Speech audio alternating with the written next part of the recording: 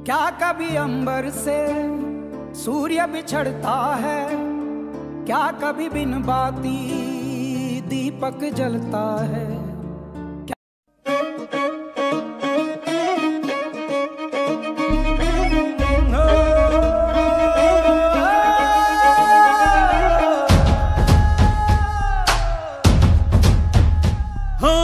देश हा शिवरायांचा, ज्योतिषाहू भीमरावांचा,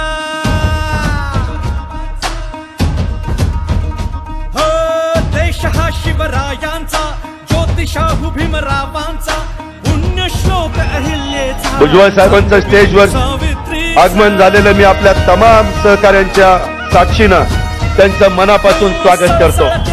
रक्ताचा अन महिलांच्या हक्काचा, निधड्या शूर जवानांचा, शेतकरी अन मजुरांचा महाराष्ट्र तुला मुजरा। राष्ट्रवादीचा हे राष्ट्रवादीचा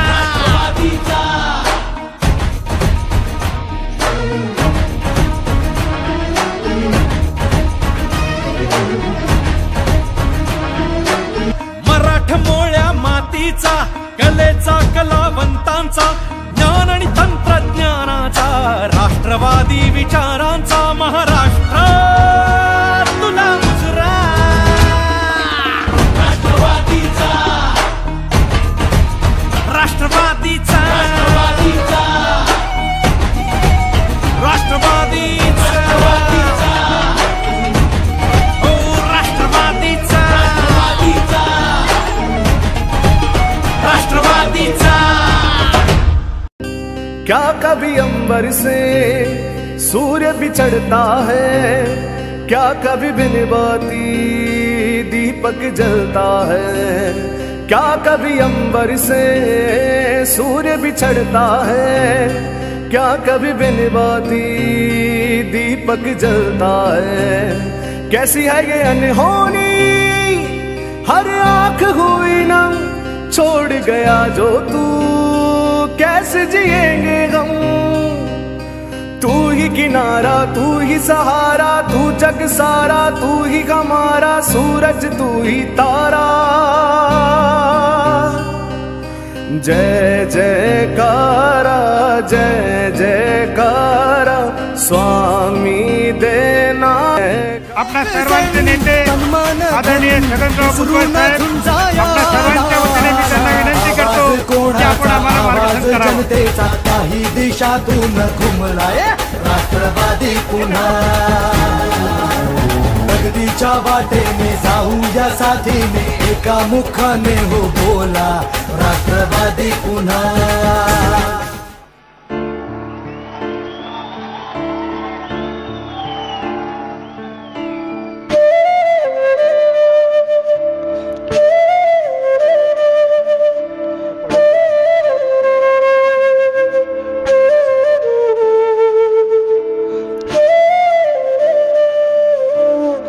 राष्ट्रवादी काँग्रेस पक्षाचे राष्ट्रीय अध्यक्ष, आपणा सर्वांचे नेते आदरणीय पवार साहेब,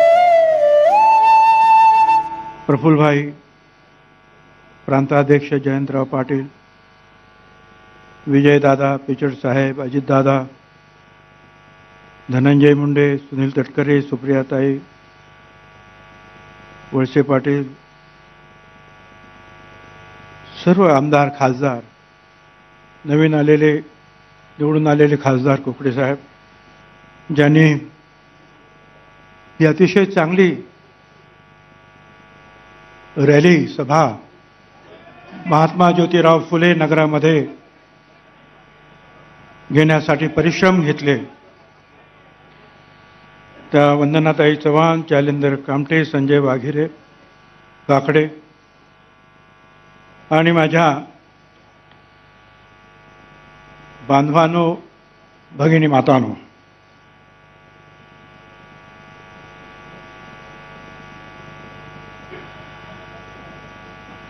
अडीच 3 वर्षानंतर बोलायला उभा राहिलोय।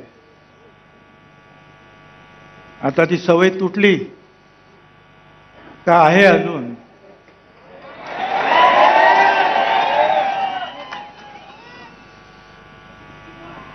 अगदी सुरुवातीलाच मी खरं म्हणजे 2 महिन्यापूर्वी अतिशय आजारी होतो. जीवघेणा असा आजार दुर्दैवाने झाला.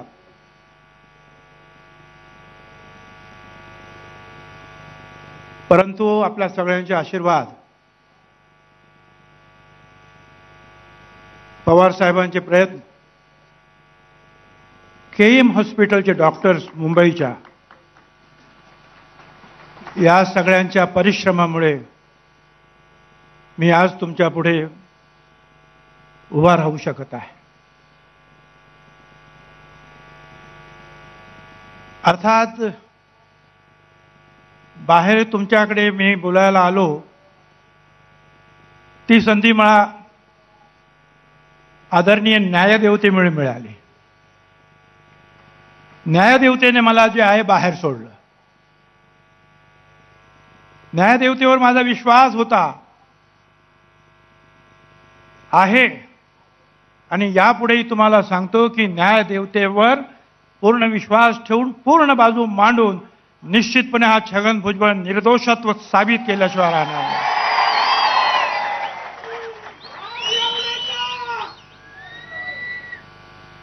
आतमध्ये असताना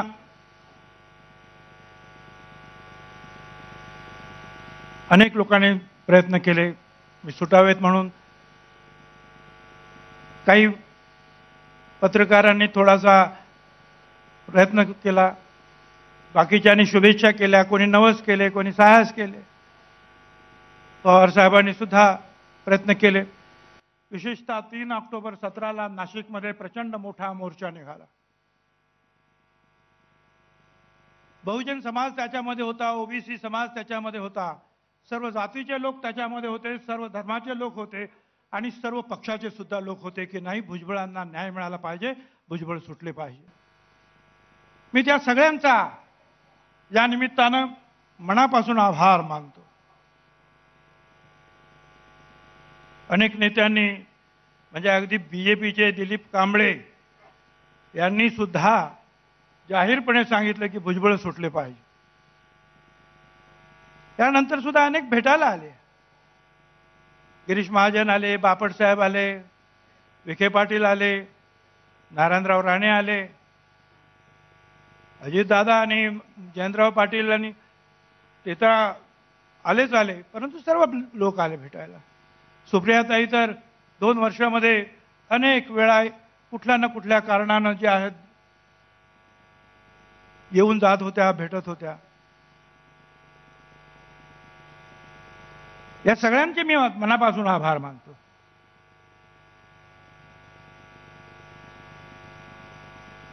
वेगवेगळ्या लोकांकडे ज्या वेळेला आभार मानण्यासाठी गेले, शिवसेनेच्या उद्धवरावजी ठाकरेंकडे पंकज गेला, वेगवेगळ्या ठिकाणी, कारण त्यांनी सुद्धा सामन्यातून काही वेळेला चांगली बाजू मांडली. राज ठाकरेंनी सुद्धा चांगली बाजू मांडली. प्रकाश आंबेडकर सुद्धा बोलले, रामदास आठवले सुद्धा बोलले, अनेकांनी बोलले. माझं कर्तव्य होतं त्यांचे आभार मानले पाहिजे, त्या दृष्टीने आम्ही ते आभार मानले. परंतु चर्चा सुरू झाली, आता पुढे काय होणार? राष्ट्रवादीत राहणार, राष्ट्रवादीच्या बाहेर जाणार, या पक्षात जाणार की त्या पक्षात जाणार? जरूर मी मनमोकळेपणाने इथे बोलणार आहे. बरं, राष्ट्रवादीचा स्टेज असल्यामुळे बोलायला कोणाची भीती नाही.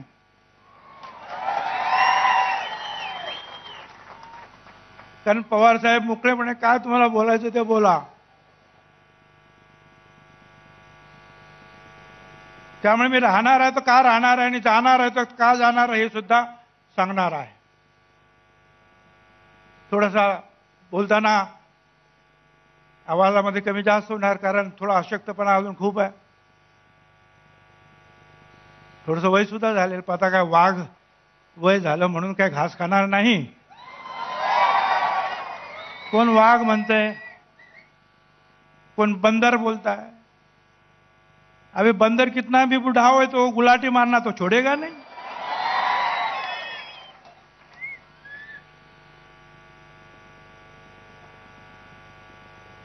हल्ला बोल मोर्चाचा समारोह आहे, म्हणजे समारोप आहे।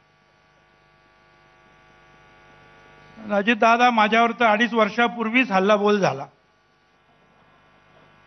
असा हल्ला बोल झाला का विचारू नका। समीर भाऊला आणि मला अटक, या धाडीवर धाडी, या धाडीवर धाडी, एकाच ठिकाणावर 7-7 वेळा धाडी। नाशिकला धाड, मुंबईला धाडी, जिथे जिथे म्हणून छगन भुजबळ नाव असेल त्या त्या ठिकाणी धाडी। नाशिकला तर जी काय गार्डन केली, त्या गार्डनमध्ये ते दगड असतात मोठे मोठे, ते आमच्या पोरांनी जरा आयडिया केली, त्या मोठे मोठे ते क्वारीतून निघालेले दगड त्याला भोक पाडलं आणि ते त्या गार्डनमध्ये ठेवले आणि त्याच्या खालून वायर टाकली आणि वरती लाईट लावली। बोले दगडावर लाईट आली, फॉरेनची लाईट आहे ही, झाडं फॉरेनची आहे, माती पण रंगीत आहे, माती ती पण म्हणले फॉरेनची आहे। ठीक आहे, घरामध्ये कुटुंबाला अतिशय त्रास, लहान लहान मुली बिचाऱ्या घाबरायच्या। शेवटी शेवटी तर धाड येणार, असा कोण ना कोणतरी आपला असतोच तिकडे पण बसलेला, तो हळूच काहीतरी सांगतो, बाबा आज काहीतरी गडबड आहे। तर सगळ्या आमच्या महिलांनी, सुनांनी त्या लहान मुलींना घेऊन कुणाच्या तरी घरी जाऊन बसायचं, तर मुली घाबरू नये म्हणून कुठे नाही तर एखाद्या मॉलमध्ये जाऊन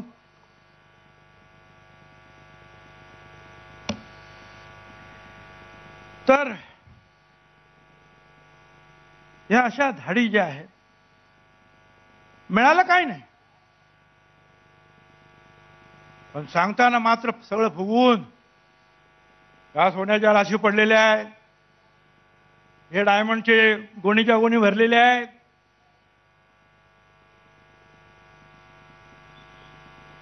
काय करायचं? आणि अटक कशासाठी झाली? महाराष्ट्र सदनामध्ये म्हणे आम्ही भ्रष्टाचार केला।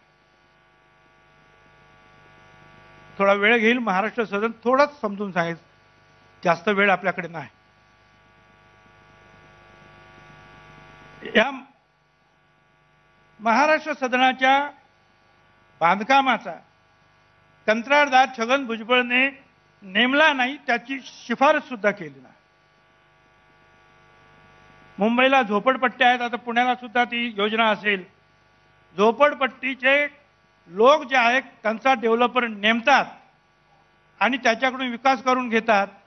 जेवढी जागा झोपडपट्टीला बांधून मिळेल तेवढी जागा जी आहे त्या कंत्राटदाराला जे आहे विकायला नवीन बांधून द्यायचा कायदा आहे।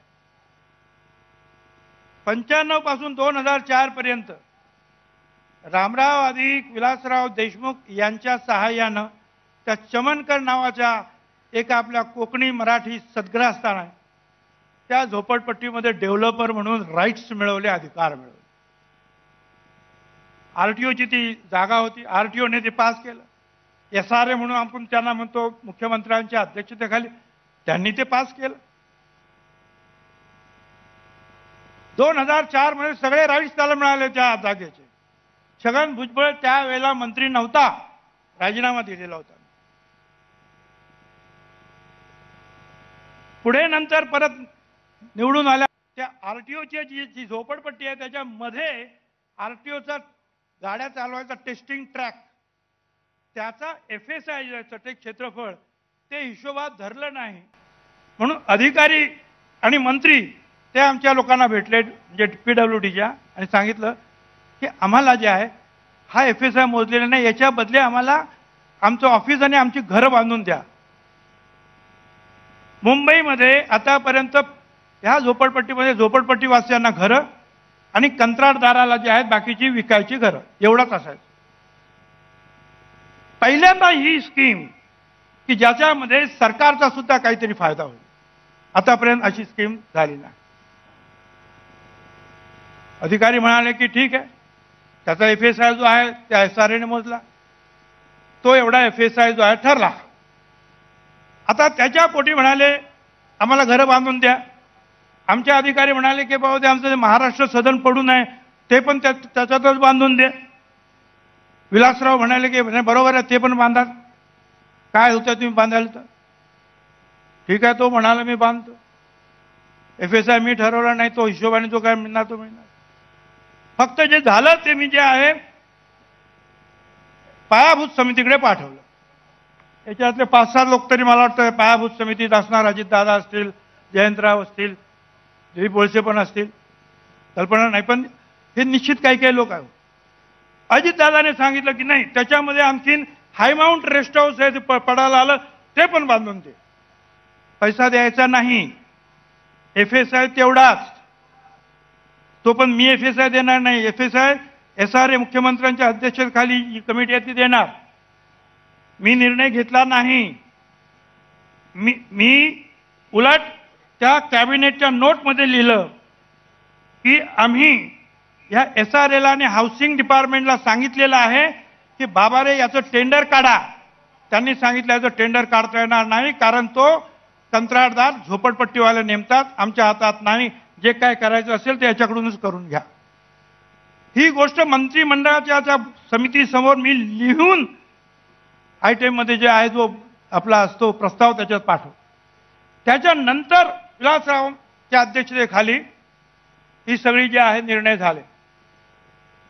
त्या 100 कोटी रुपये त्याची, खरं म्हणजे जागेची नाही, जागेची किंमत 40 कोटीच होती त्यावेळेला. 100 कोटी रुपये नुसती FSI, तो FSI पण झोपडपट्टीच्या घराच्या वरती वापरायचा. 100 कोटीचा कंत्राट म्हणून दिलं आणि त्याच्यामध्ये छगन भुजबळने 850 कोटी रुपये खाल्ले. म्हणजे म्हैस होती 5 फुटाची गाभण आणि तिला रेडकू झालं 15 फुटाचं.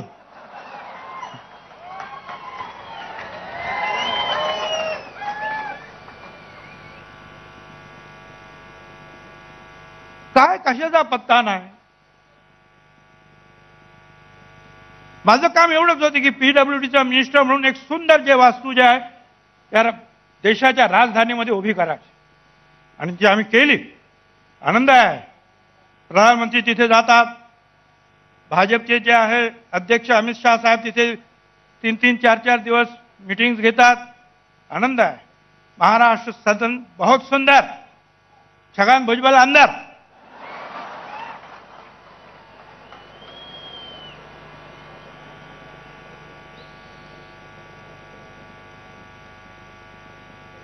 बरे कशासाठी?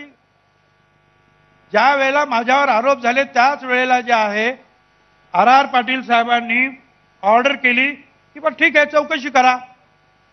त्या अँटी करप्शनचे तिथले DG त्यांनी चौकशी करून अहवाल दिला. त्याच्यामध्ये छगन भुजबळ दोषी नाहीत. हा सगळा कॅबिनेटचा निर्णय आहे आणि योग्य आहे. वर्षानंतर तेच आपला निर्णय फिरवतात आणि महाराष्ट्र सदनची केस तयार होते. DG व्हायचं होतं महाराष्ट्रात, झाले. त्यांच्या ठिकाणी दुसरे एक रस्ता आले. त्यांना अजून मुंबईचं कमिशनर व्हायचं आहे.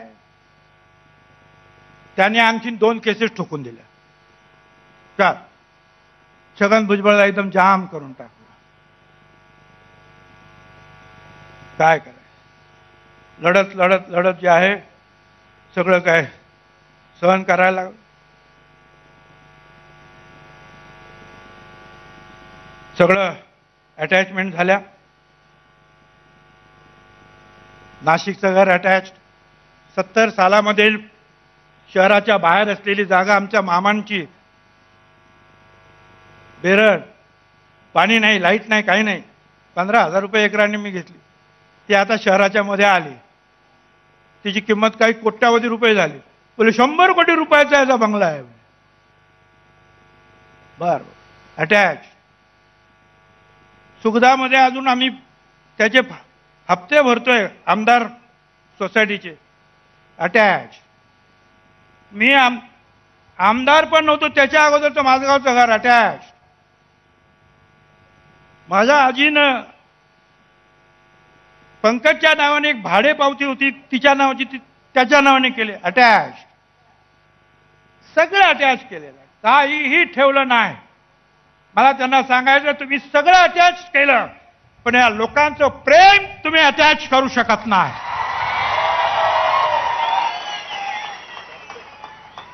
खूप अडचणी सोसल्या, ठीक आहे, वो भी दिन गए. आतमध्ये असताना सुद्धा सतत साई लुधियानवीची जी आहे एक रचना मला आठवत होती. मैं जिंदगी का साथ निभाता चला गया, मैं जिंदगी का साथ निभाता चला गया, हर फिक्र को धुएं में उड़ाता चला गया. बर्बादियों का शौक मनाना फिजूल था, बर्बादियों का शौक मनाना फिजूल था, बर्बादियों का जश्न मनाता चला गया. जो मिल गया उसे मुकद्दर समझ लिया, जो खो गया उसको भुलाता चला गया.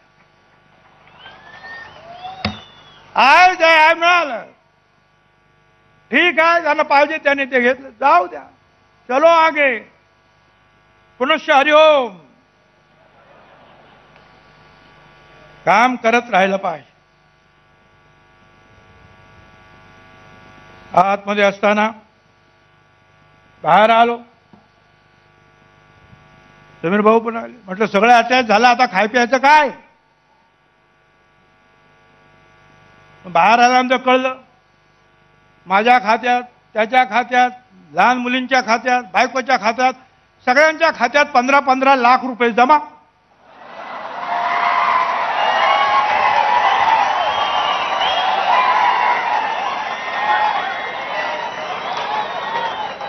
म्हटलं आता काय घाबरायचं आपल्याला बा.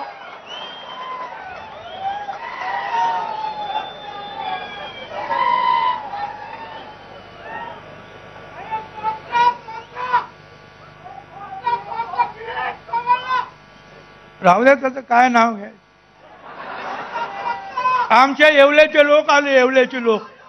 आमच्या येवल्याला घोडा बाजार भरतो, घोड्याचा बाजार. बोले साहेब आम्ही तो धंदा आणखी जोरात सुरू केला, भाव आहे घोड्याला. म्हटलं का रे बाबा? म्हणजे काय नाही, लोक गाड्या विकतात आणि घोडेच विकत घेऊन राहिले. पेट्रोल डिझेलचे पैसे भरायला नको, परवडत नाही. चांगली गोष्ट आहे. काय काय लोकांनी सुरू केलं.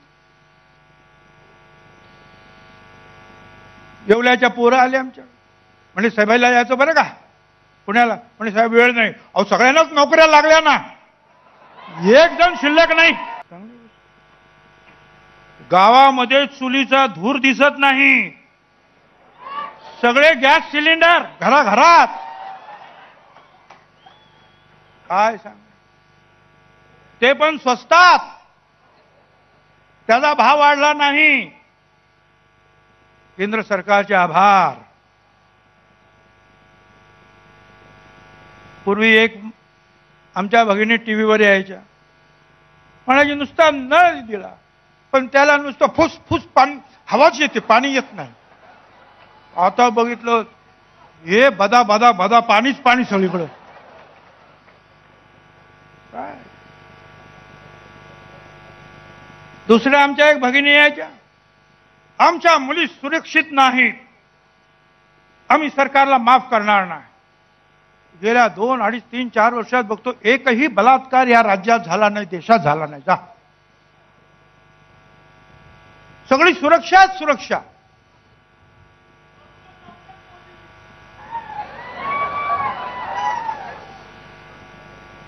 मध्येच नोटबंदी झाली, एवढं उत्तम काम केलं त्यांनी की काश्मीर सीमा असू दे नाही तर कुठे असू दे, सगळीकडे शांतता, कारण दहशतवाद संपला. काय कोणी गोळी झाडत नाही आणि कोणी काय जात नाही. काय प्रेसवाले छापतात कधी कधी, काय हे झालं, हा शहीद झाला, तो शहीद झाला. कारण होईल कसा? नोटाबंदीमुळे जे आहे दहशतवाद संपला.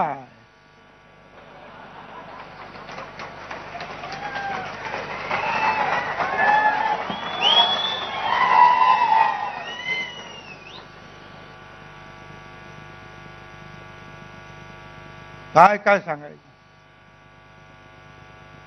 कॉलेजची मुलं येत आहे, त्यांची फी जी आहे ओबीसी आणि गरीब मराठा समाजाच्या विद्यार्थ्यांची फी ती सुद्धा जी आहे त्या मुलांना शाळेमध्ये कॉलेजमध्ये अजून मिळत नाही. किती बोलायचं आणि काय बोलायचं. त्याच्यामुळे मी आभार मानतो खास भारत सरकारचे, राज्य सरकारचे की एवढं चांगलं काम जे आहे तुम्ही केलेलं आहे. पण आता एवढंच मला सांगा की ह्या सगळ्यामध्ये आपण startup India, makeup India, run-up India, आणखीन काय काय इंडिया, काय शेवटी रुईन इंडिया येते की काय माहित नाही मला. पण जे आहे तुम्ही चांगलं काम केलं. पण या देशामध्ये मला 4 शहराची नावं सांगा की जी पहिल्यापेक्षा जास्त स्मार्ट सिटी झालेली आहे. 4 शहरं. 4 वर्ष झाली यांना केंद्रामध्ये. 4 वर्ष झाली. तुम्हाला 4 शहरं दाखवा तुम्ही स्मार्ट सिटीचं जे आहे. लोकांना सांगितलं नावं सांगा की ह्या सिटी ज्या आहेत पहिल्यापेक्षा स्मार्ट झाल्या. 4 जिल्हे असे दाखवा मला की प्रत्येक गावामध्ये, प्रत्येक घरामध्ये शौचालय आहे आणि त्याचा वापर होतोय. 4 जिल्हे सांगा. 4 जिल्हे सांगा की ज्या जिल्ह्यांमध्ये तुम्ही नवीन हॉस्पिटल्स उभी केली. 4 जिल्हे सांगा की ज्या जिल्ह्यांमध्ये तुम्ही नवीन वीज केंद्र निर्माण केली. 4 जिल्हे सांगा की ज्याच्यामधली जनधन खाती जी आहेत ती जिवंत आहेत. 4 जिल्हे सांगा मला. 4 सेक्टर सांगा या देशामध्ये की ज्यांना सगळ्यांना नोकऱ्या मिळालेल्या आहेत, एक जण सुद्धा बेकार नाही. 4 जिल्हे सांगा जिथे तुम्ही धरणं बांधलीत. 4 जिल्हे सांगा जिथे तुम्ही भ्रष्टाचार संपवला. गंगामाई स्वच्छ करण्याचं स्वप्न तुम्ही मांडलं. 4 किलोमीटरचा एखादा पॅच दाखवा की जिथे गंगामाई साफ, स्वच्छ, सुंदर झालेली आहे.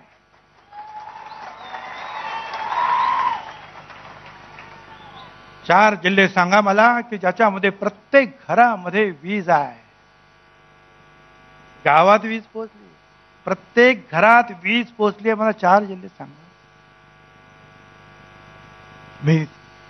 मला ते सांगतील सुद्धा, कारण त्यांनी खूप काम केलेलं आहे. त्यांचे मी आभार मानतो.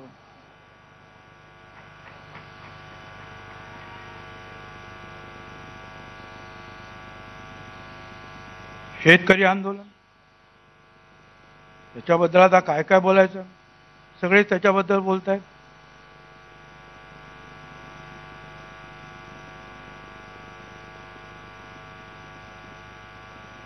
पण शेतकरी आता आत्महत्या करतच नाही. आता व्यापारी आत्महत्या करतात. अहो, एक शेतकरी आत्महत्या करत नाही. काय सांगतात एवढे चांगले दिवस. कारण जेवढा खर्च होतो तेवढा 1.5 पट जे हमी भाव मिळायला लागला. कोण कशाला आत्महत्या करेल. ₹1,00,000 खर्च झाला का 1.5 लाख रुपये गव्हर्नमेंट देतोय तुम्हाला. शब्द आहे सरकारचा. कोण कशाला आत्महत्या. फक्त एवढंच आहे की गावात आत्महत्या होत होत्या, आता मंत्रालयाच्या समोर आत्महत्या व्हायला लागल्या.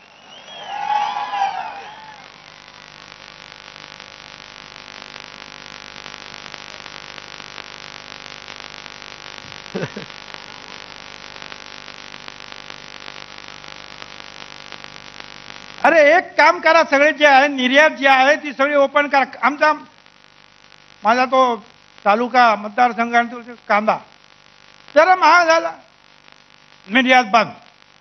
पाकिस्तानचा कांदा आला, इराणचा कांदा आला, अमका आला, तमका. अरे शेतकऱ्या काय नको, तुम्ही नुसती जी आहे निर्यात बंदी जी आहे सगळी उठवा. ज्यांना पाठवायचा आहे माल पाठवू दे त्यांना. शेतकरी राजा आज केवळ पवार साहेबांच्या नेतृत्वाखाली ज्या वेळेला कृषी मंत्री होते, या देशामध्ये एवढं धान्य पिकवलं गेलं. 25 देशांना जे आहे भारतानं एक्सपोर्ट केला, निर्यात केली आणि खाऊ घातलं. शेतकरी राजामध्ये ही हिंमत आहे, ही हिंमत त्याच्यामध्ये. परंतु त्याने करायचं का? त्याने पिकव तुम्ही हे कधी म्हणालात नाही की या गाड्या महाग झाल्या, अजिबात नाही. ही गाडी जे स्वस्तात मिळालीच पाहिजे. हा माईक महाग झाला, अजिबात नाही. हा माईक एवढाच किमतीला मिळाला पाहिजे, ते कधी बोलत नाही. अर्ध्या किमतीत द्या. शेतकऱ्याचा माल मात्र जे आहे प्रोडक्शन नाही, आम्ही बोललो त्याच भावामध्ये विकायचा. तो भाव वाढला का इम्पोर्ट चालू का शेतकरी बसला? शेतकरी कांदा रस्त्यावर फेकतोय, टोमॅटो फेकतोय, दूध फेकतोय. कुठला शेतकरी जो आहे आज खुश आहे? सगळ्यांचे अच्छे दिन आलेले आहेत. काय करायचं? कुठल्या परिस्थितीत साखरवाला रडतोय, दूधवाला रडतोय, कांदावाला रडतोय, टमाटेवाला रडतोय, भाजीवाला रडतोय. पाकिस्तानची बाकी काय नाही, पण पाकिस्तानची साखर मात्र गोड लागते. काय सांग, किती बोलायचं? साहेब याच्यावर जास्त बोलते. पण 4 वर्षामध्ये खूप प्रगती झालेली आहे. त्यामुळे त्यांचे आभार मानतोय मी. त्यांना दोष देत नाही. दोष आपलाच आहे, कारण आपण जे आहोत काय आत्मसंतुष्ट नाहीत. आपल्याला हे पाहिजे ते पाहिजे, ते सगळं आपल्याला देतात, तरी सुद्धा आपलं पोटच भरत नाही. काय करायचं? आपल्याला सारखी माग. Justice PB. सामंतांचं जे आहे, यांचं एक पत्र जे आहे त्याच्यावर वाचलं तुमच्या मोबाईलवर. त्यांनी सांगितलं इंदिराजींची जी आणीबाणी होती ती घटनेवर आधारित तरी होती. आताची जी आणीबाणी जी आहे ती घटनेवर आधारित नाही आणि ती एवढी भयंकर आहे की विचारता सोय नाही. त्याच्यासाठी सगळ्यांनी एकत्र होऊन लढा दिला पाहिजे.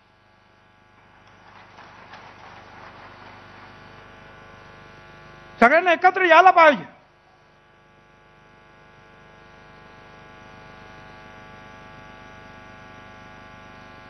लढा दिला पाहिजे. आनंदाची गोष्ट आहे की जस्टिस सावंतासारखे जे आहेत लोक आता पुढे यायला लागले, बोलायला लागले. सगळ्यांनी ते बोलायला पाहिजे. अच्छे दिन आहेत की बुरे दिन आहेत हे जनतेमध्ये जाऊन त्याच्यानंतर कळेल. बाहेर आल्यानंतर हेही म्हणायला लागले मला हा विषय मांडला पाहिजे. आरक्षणाच्या बाबतीमध्ये मराठा समाजाला आरक्षण मिळालं पाहिजे. माझा पूर्ण पाठिंबा आहे की मराठा समाजाला आरक्षण मिळालं पाहिजे. पण माझी प्रतिमा अशी केली की मी विरोध करतो. मंत्रिमंडळामध्ये अजितदादापासून दिलीप वळसे पाटलांपर्यंत बसलेले आहेत. एकदा त्यांनी सांगावं कधी कुठल्या मराठा समाजाच्या आरक्षणाच्या प्रस्तावाला मी विरोध केला?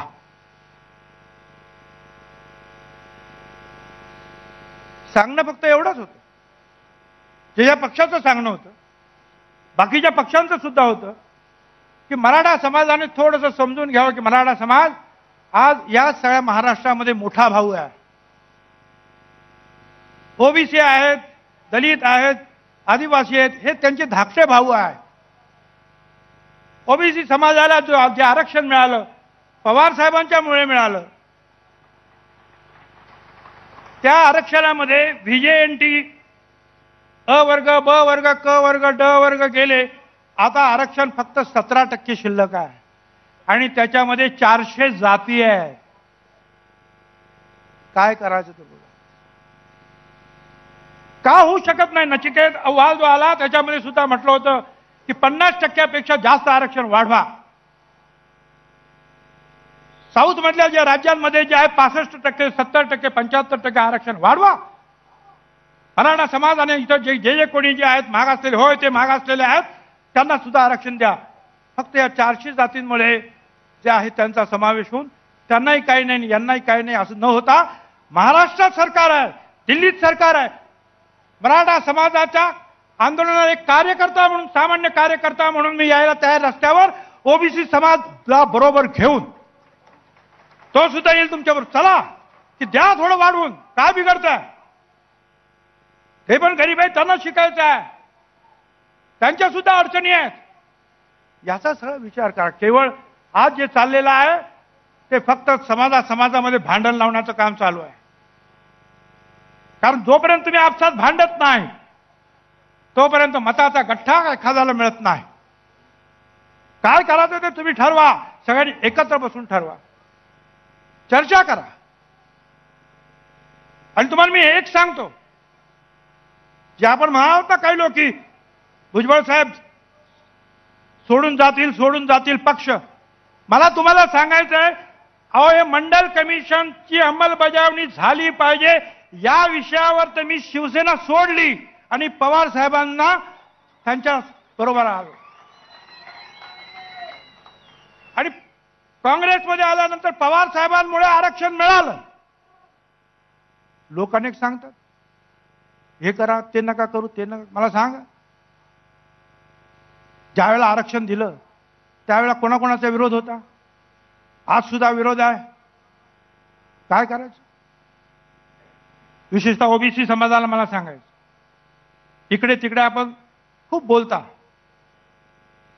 तर कुठल्या पक्षाची मला सांगा, राष्ट्रवादी काँग्रेस असेल किंवा काँग्रेस, बाकीचा कुठला पक्ष जो आहे तुमच्या आरक्षणाला जो आहे सपोर्ट कर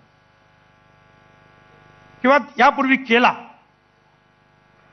तो त्यांनी केला म्हणून मी शिवसेना सोडली. जीवावर भेटलं तरी घाबरलो नाही आणि पवार साहेबांकडे आलो आणि आरक्षण एक मुख्यमंत्री झाल्यानंतर जालन्याच्या सभेमध्ये त्यांनी जाहीर केलं.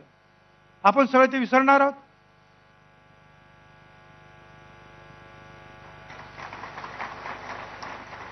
कसं विसरता येईल आपल्याला? डॉक्टर झाले, इंजिनियर झाले, मोठमोठ्या पदावर गेले, महिला आरक्षण मिळालं, मराठवाडा विद्यापीठाला डॉक्टर बाबासाहेब आंबेडकरांचं नाव पवार साहेबांमुळे मिळालं. हे कसं सगळं विसरता येईल? आणि या सगळ्या विषयाच्या वेळेला जे आहे पलीकडच्या लोकांनी विरोध केला, कट्टर विरोध केला, पण पवार साहेब बदले नाही. मी त्यावेळेला मंत्रिमंडळात त्यांच्याबरोबर होतो, आमच्याबरोबर काही इतर साथी होते, पिचड साहेब वगैरे, विजयदादा, त्यांना घेऊन पवार साहेब म्हणाले, अरे आपण नाही केलं तर हे कोणीच करणार नाही, आपण करूया, हे काय होईल ते जाईल, सरकार राहील नाही तर सरकार जाईल, पण आरक्षण दिलं पाहिजे, बाबासाहेब आंबेडकरांचं नाव दिलं पाहिजे, महिला आरक्षण दिलं पाहिजे. सगळं विसरायचं? सगळ्यांनी विचार करा. मी महाराष्ट्राच्या जनतेला साथ घालू इच्छितो. आपापसातली जी भांडणं जे आहेत दुरावा दूर करा. पक्षाला सुद्धा सगळ्या नेत्यांना मला सांगायचं, सर्व पक्ष एकत्र आले पाहिजेत, त्याचबरोबर सर्व जाती, सर्व धर्म ते सुद्धा एकत्रित आले पाहिजे. सर्व पक्षांना बरोबर घेऊन चला, सर्व जाती, सर्व धर्म या सगळ्यांना बरोबर घेऊन चला. सगळ्यांना जे आहे त्यांचा त्यांचा वाटा द्या. राजकारणामध्ये, समाजकारणामध्ये त्यांना आपल्या बरोबर ठेवा. हे सगळे जे आहेत तुमच्या बरोबर राहिल्याशिवाय राहणार नाहीत. पवार साहेबांवर अजूनही लोकांचा विश्वास आहे. लोक सांगतात, काय काय सांगतात, नाही नाही तुम्ही आतमध्ये गेलात, असं झालं तसं झालं. अरे 2-2.5 वर्ष माझ्या घरातले सगळे लोक आठवड्यातून 2 वेळा 3 वेळा पवार साहेबांच्याच घरी जायचे आणि एक आठवड्यात जर फोन जर येऊन भेटलं नाही तर पवार साहेबांचा उलटा फोन यायचा, अरे बाबा तुम्ही आलात नाही, मला येऊन सांगा ना काय चाललंय. काय सांगायचं तुम्हाला? आता काय ते ओरडून सांगतील का मी जेलमधून तुम्हाला सांगणार होतो? असो, बराच वेळ होतोय बस. अरे आता देखो भाई, कि सदाशिवराव पेशवानी सांगितले बचेंगे तो और भी लड़ेंगे. अभी तो हम बचे भी हैं और लड़ेंगे भी.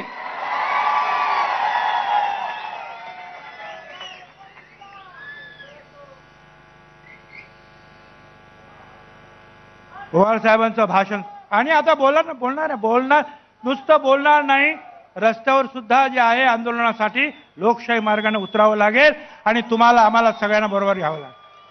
आज शेतकरी सुखी नाही, व्यापारी सुखी नाही, कष्टकरी समाज सुखी नाही, कोणी सुखी नाही. अहो सरकारी कर्मचारी सुद्धा सुखी नाही, तर कोणी सुखी नाही. सगळ्यांनी ज्या एकमेकाला साथ दिली पाहिजे, पवार साहेबांच्या प्रयत्नांच्या पाठीमागे उभं राहिलं पाहिजे, विश्वास ठेवला पाहिजे. पार्टीच्या बाहेर काय जायचं? अरे पार्टीत काय चुकत असेल ना तर पार्टीत राहून त्या चुका सुधारण्याचं काम आम्ही केलं पाहिजे.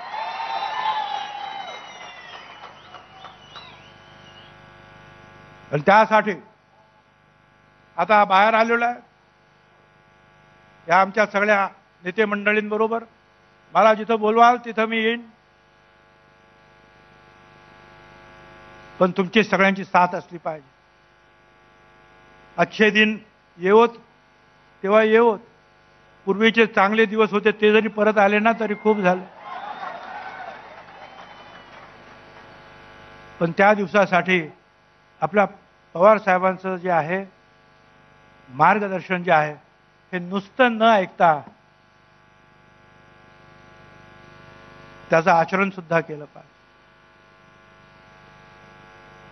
कुठल्याही गोष्टीला ठोकर लागली ना की ती ठोकर लागलेली जी गोष्ट असते ना ती तुटते.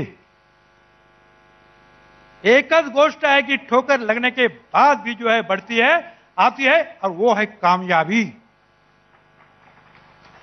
आपल्याला ठोकरी लागलेल्या आहेत, त्याच्यातून आपण काहीतरी धडा घेतला पाहिजे आणि सुधारणा केली पाहिजे. आणि माझी खात्री आहे या ठोकर लागल्यानंतर आमच्यातल्या चुका असतील त्या आम्ही बाजूला करू आणि कुठल्याही परिस्थितीमध्ये यश मिळवल्याशिवाय राहणार नाही. सरफरोशी की तमन्ना आज हमारे दिल में है, देखना है जोर कितना बाजू एक का दिल में है. धन्यवाद. जय हिंद, जय महाराज.